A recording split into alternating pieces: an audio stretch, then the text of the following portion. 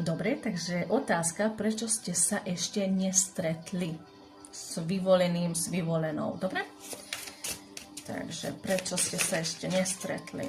No.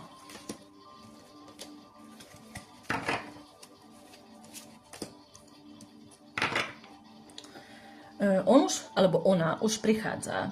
Už je na ceste. Kto vie, odkiaľ prichádza, preto to tak dlho trvá.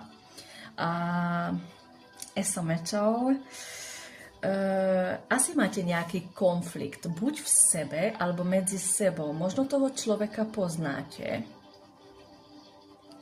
alebo ste poznali z minulosti, ale je medzi vami nejaký trn, čo treba si vydiskutovať.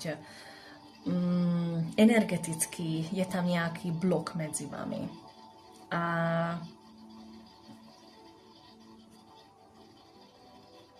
neviem, je tam nejaká cudzia energia.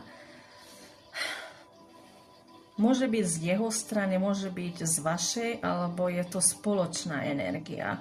Alebo je to tretí človek medzi vami. A niečo si tu musíte vydiskutovať proste. Aj on sa nachádza v niečom podobnom. Sú tam také negatívne energie trochu okolo neho.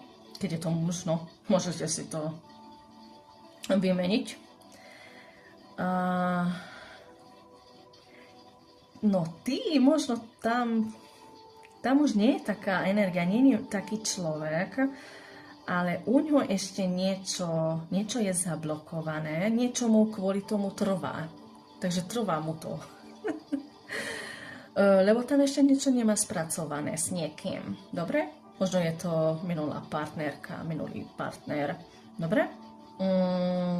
Ale si tam aj ty, energeticky, on, a keď je to muž, a ešte niekto.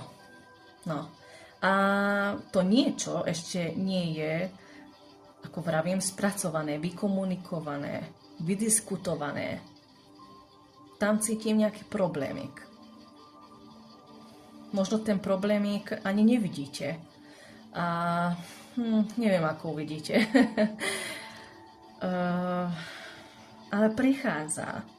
A určite sa to stane. Určite sa stretnete. A čoskoro. Už je to fakt čoskoro. Pozrite sa na túto kartu a na toto. Tá je veľmi rýchla karta. Fakt. Ježiš.